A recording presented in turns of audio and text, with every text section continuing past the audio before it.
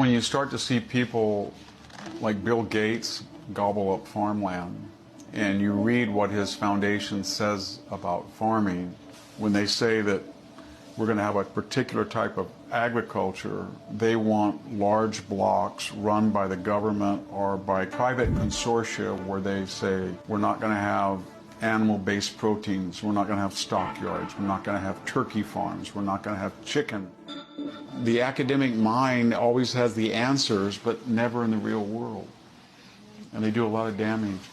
Everywhere you look, small and medium-sized farms being gobbled up by these corporate mega farms because they can't keep up anymore. They can't comply with these endless streams of regulations that are coming down. We're seeing that in China now, where these giant mechanized corporate big government controlled mega farms are displacing all these little small family farms that families have been farming for hundreds of years, in some cases longer. They're moving them all off their little plots of land and moving them into these big, horrific mega cities that they have built. And we're going to see that all over the world with the decimation of small farms. So if they're not bankrupted by economic forces, the government itself will shut them down.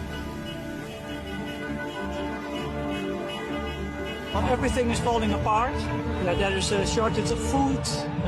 Many people do not have enough money to eat every day.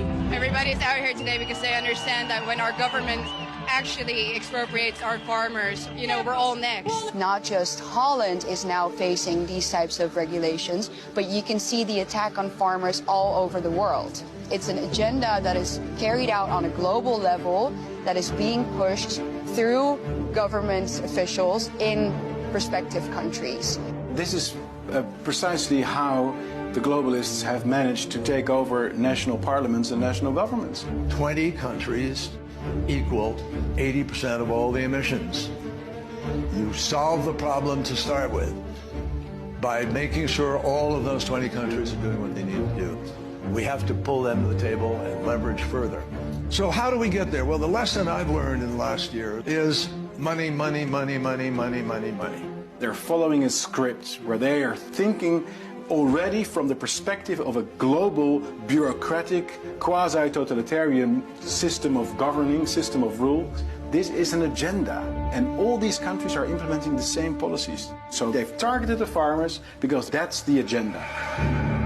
Right now, things have tripled as far as costs for my own farming operation and for many farmers across the country.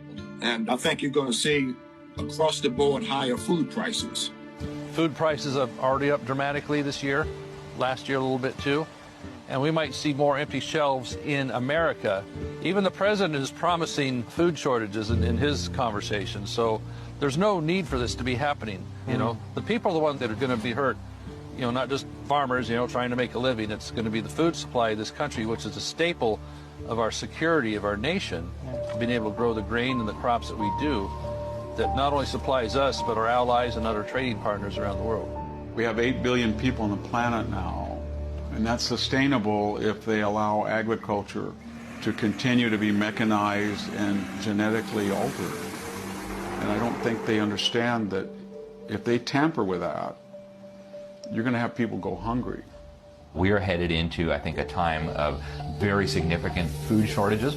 Can we expect to see massive increases in food prices next year? Oh, no question about it.